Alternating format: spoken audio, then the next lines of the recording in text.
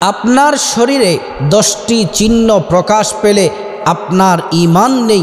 যদি আপনার শরীরের মধ্যে যদি 10টি চিহ্ন আলামত যদি প্রকাশ পায়, মনে করবেন আপনার ঈমান নেই, ঈমান চলে গেছে, আপনার কপাল পড়ে গেছে।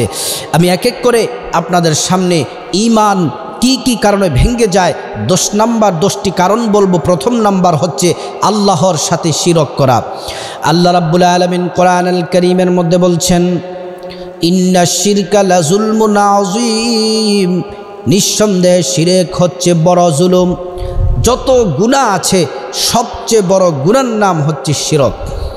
আল্লাহ রাসূল সাল্লাল্লাহু আলাইহি ওয়াসাল্লাম হাদিসে পাকের মধ্যে বলেন, আল্লাহ রাব্বুল আলামিন আল্লাহর সাথে যদি কাউকে শিরিক করা, এটা হচ্ছে সবচেয়ে বড় গুনাহ।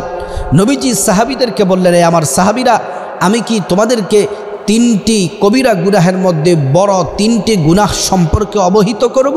সাহাবীরা বললেন, ইয়া রাসূলুল্লাহ, আপনি অবশ্যই আমাদেরকে জানিয়ে দেন। নবীজি বললেন, 3টি বড় গুনার মধ্যে 1 নাম্বার হচ্ছে আল্লাহর সাথে শিরিক করা। শিরিক মানে কি? আল্লাহ যা পারে অন্য কেউ তা পারে মনে করে, এটার নামই হচ্ছে শিরিক।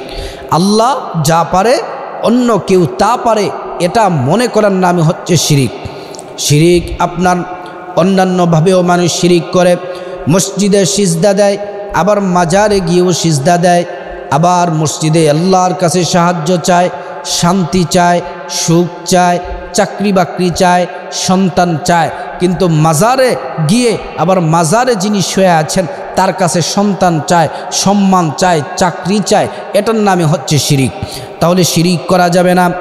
আল্লাহ রাব্বুল আলামিন কোরআনুল কারীমের মধ্যে জানিয়ে দিয়েছেন, ইন্নাল্লাহা লা ইয়াগফিরু আন ইউশরাকা বিহি ওয়া ইয়াগফিরু মা দুনা যালিকা লিমান ইয়াশা।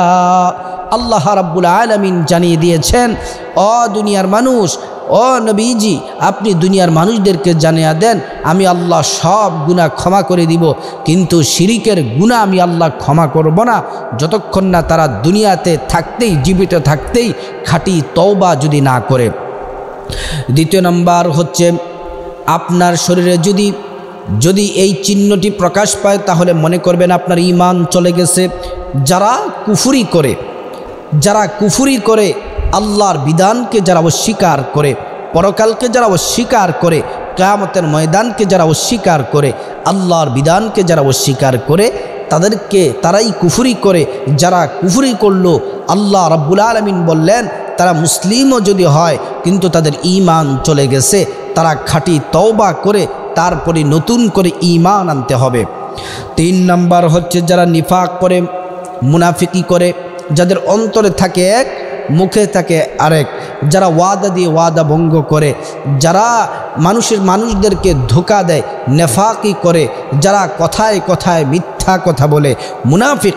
এই মুনাফিকদের জায়গা কোথায় হবে? আল্লাহ রাব্বুল আলামিন কোরআনে জানিয়ে দিয়েছেন, ইন্নাল মুনাফিকিনা ফিদ-দারকিল আসফালি মিনান নার। মুনাফিকদের জায়গা হবে একদম জাহান্নামের একদম তলদেশে, মুনাফিকদের জায়গা হবে। 4 নাম্বার হচ্ছে রাসূলুল্লাহ সাল্লাল্লাহু আলাইহি ওয়াসাল্লামের আদর্শ বাদ দিয়ে অন্য কাহারও যদি আদর্শ গ্রহণ করে, রাসূল করিম সাল্লাল্লাহু আলাইহি ওয়াসাল্লামকে অনুসরণ করতে ভালো লাগে না, কিন্তু নেতা আপনার নেত্রীকে অনুসরণ করে, নায়ক নায়িকাদেরকে অনুসরণ করে, খেলোয়াড়দেরকে অনুসরণ করে, কিন্তু রাসূল করিম সাল্লাল্লাহু আলাইহি ওয়াসাল্লামকে অনুসরণ করে না, তাদের ঈমান চলে গেছে। রাসূলকে যদি অনুসরণ না করে তাহলে তাদের ঈমান কিন্তু চলে যায়। 5 নাম্বার হচ্ছে আল্লাহর বিধান যদি ভালো না লাগে। আল্লাহ তাআলা বিধান দিয়েছেন, নামাজের বিধান দিয়েছেন, রোজার বিধান দিয়েছেন, তারপরে আপনার মদ খেলে কি শাস্তি সেই বিধান দিয়েছেন, জেনা করলে কি শাস্তি সে বিধান দিয়েছেন। আল্লাহর বিধান যদি কাহারু ভালো না লাগে তাহলে তার ঈমান চলে গেছে। সে মুসলিম নিজেকে দাবি করলেও কিন্তু তার ঈমান নাই। 6 নাম্বার হচ্ছে দ্বীনের বিধানকে খারাপ ভাবা।